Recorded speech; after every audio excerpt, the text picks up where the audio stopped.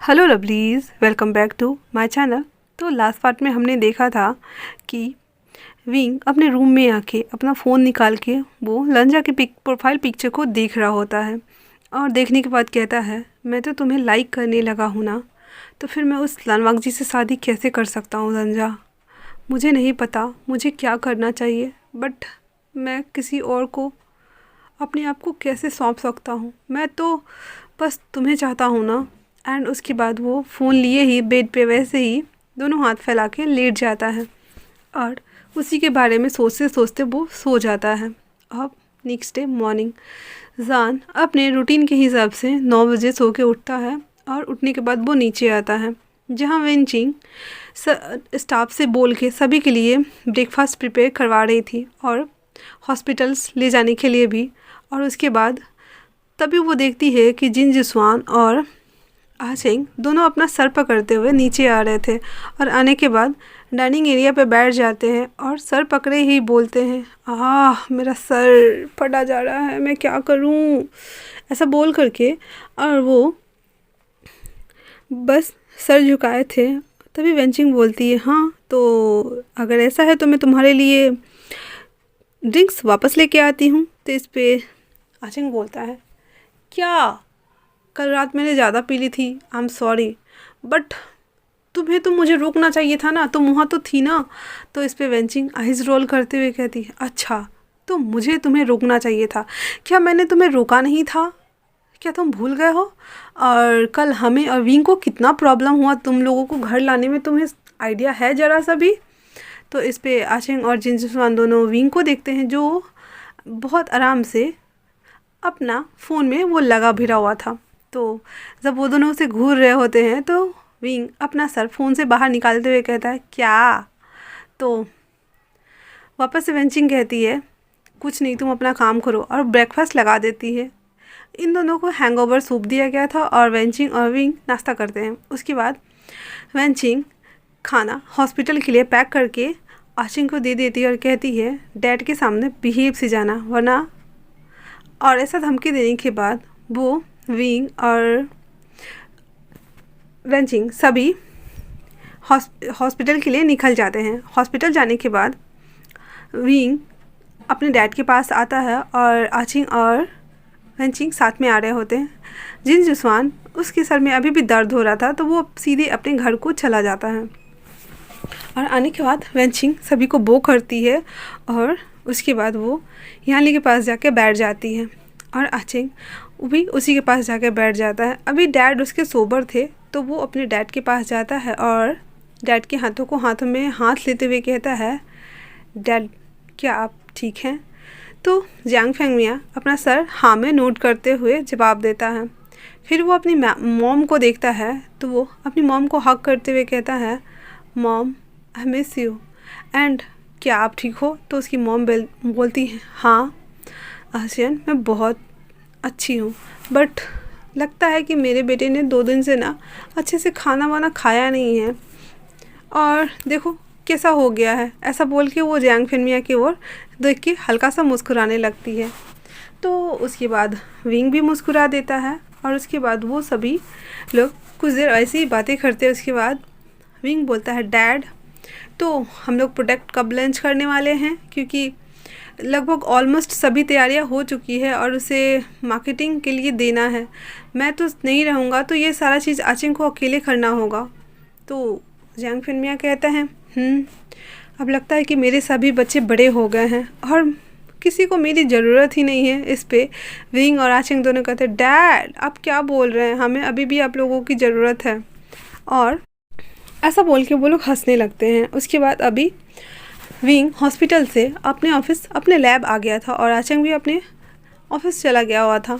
लोग वो दोनों अपना काम कर रहे होते हैं और विंग भी अपना लैब में जाके जो बचा हुआ काम था उसे पूरा करने लगता है और सभी चीज़ों को अच्छी तरीके से अकॉर्डिंग वाइज सभी चीज़ों को लिखना स्टार्ट कर देता है, ताकि बाद में अगर कुछ ऐसा हो तो वो बाद में सबमिट कर सके या फिर बता सके कि इसमें ये सारे इंग्रेडिएंट्स है और ये इस तरह का मटेरियल इसमें लगा हुआ है। तो वो सारी चीज़ों को ऑर्गेनाइज करने में लग जाता है।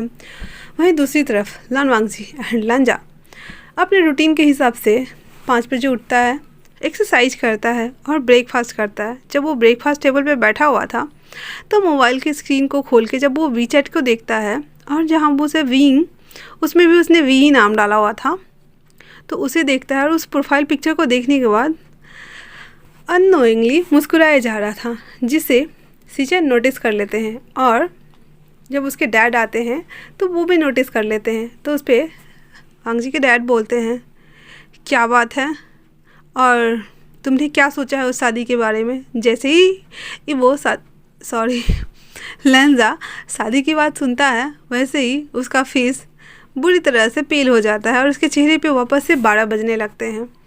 तो वो अपने फ़ोन को बंद करके अपने पॉकेट में डालता है और वापस से कंसंट्रेट करता है अपने डैड के ऊपर एंड कहता है, मैंने सोच लिया है। तो इस पे उसके डैड खुश होते हुए बोलते हैं, मुझे तुमसे यही उम्मीद थी, तुमने बहुत अच्छा सोचा है। तो सीचेन अपने डैड को देख रहे थे और ईबो को भी, लैंजन को भी देख रहे थे कि कहीं वर्ल्ड वॉर शुरू ना हो जाए।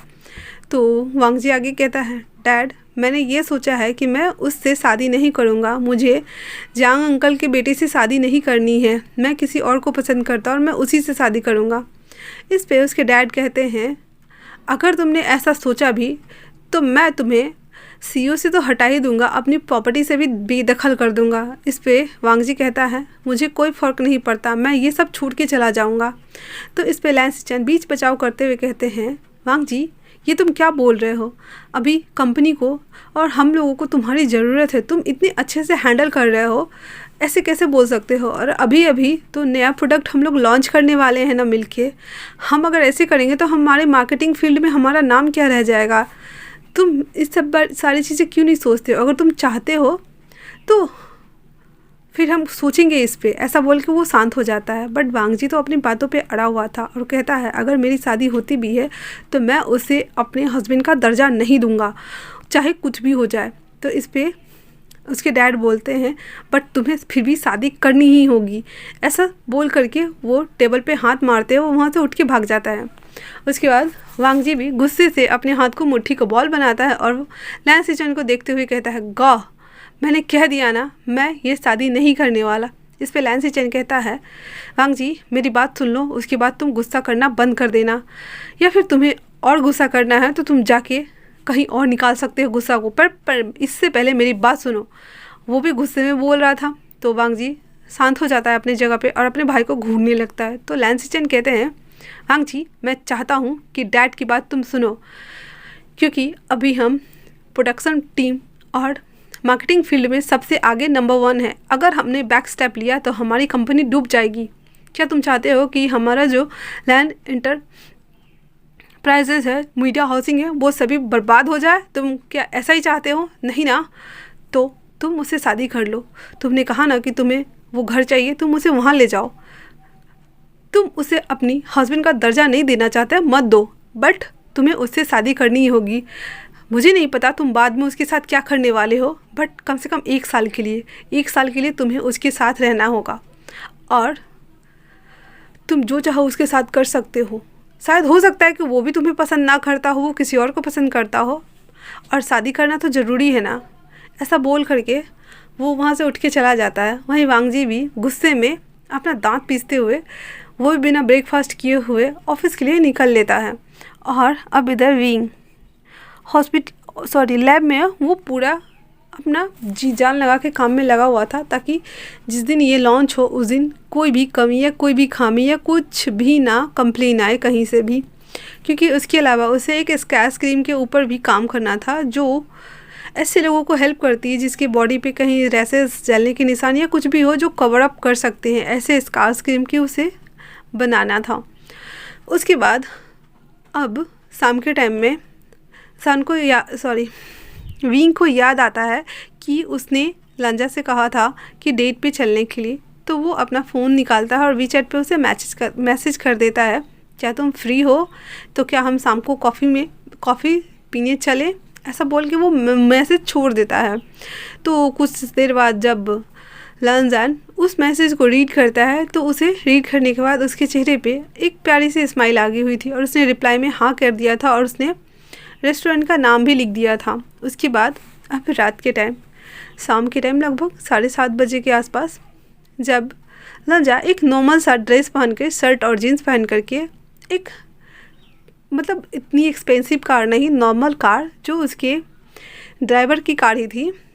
अब उसके पास बहुत सारी कार्स थी, बट एक कार थी जो उसके घर के लिए ज़्यादा यूज होती थी, तो वो थोड़ी पुरानी हो गई थी, तो वो उस कार को मंगवाता है और उसी कार को लेके वो विंग को पिक करने के लिए आ जाता है, ताकि उसे शक ना हो कि वो बहुत बड़ा आदमी है, और आके उसके ऑफिस के बाहर लगा देता है, जहाँ वो हमेशा उसे छुड़ा करता था। उसके बाद वो विंग को मैसेज करता है कि मैं तुम्हारे ऑफिस के बाहर तुम्हारा वेट कर रहा हूँ। एंड थोड़ी देर बाद विंग भी अपने काम से फ्री होके बाहर आता है और लंचा को देखता है, जो कार के बाहर उसका वेट कर रहा था। जैसे ही वो लंचा को देखता है, उसका मुंह खुला का खुला रह जाता है, क्योंकि लंचा जीन्स और शर्ट में इतना एलिगेंट दिख रहा था। शर्ट तो उसकी ठीक ठाक थी, बट जीन्स में उसकी बॉडी और हिप्स बिल्कुल परफेक्ट दिख रहे थे, जिसे देखने के बाद वो अपने सलाइवा को गल्प करता है और लंजन को वो देखे जा रहा होता है और उसके पास आके हाई फाई करते हुए कहता है, तुम बहुत देर से वेट कर रहे हो मेरा। तो इस पे लंजन कहता है, हाँ लगभग 10 मिनट से, और ऐसा बोल के वो हल्का सा मुस्कुरा देता है। तो इस पे विंग कहता है, ओह माय गॉड लंजा, तुम स्माइल भी करते हो, तुम कितनी अच्छी स्माइल करते हो। और ऐसा बोलने के बाद विंग सीधे उसके ऊपर ही जंप कर जाता है। और इस अचानक हुए जंप से पहले तो लालवांग जी थोड़ा शॉक था, फिर वापस से वो विंग को हग बैक कर लेता है। तो आज के लिए इतना ही। अब नेक्स्ट पार्ट में देखेंगे कि वो दोनों कॉफ़ी पीने जाते हैं और फिर क्या क्या बातें करते हैं। तब तक के लिए stay tuned, take care and bye bye.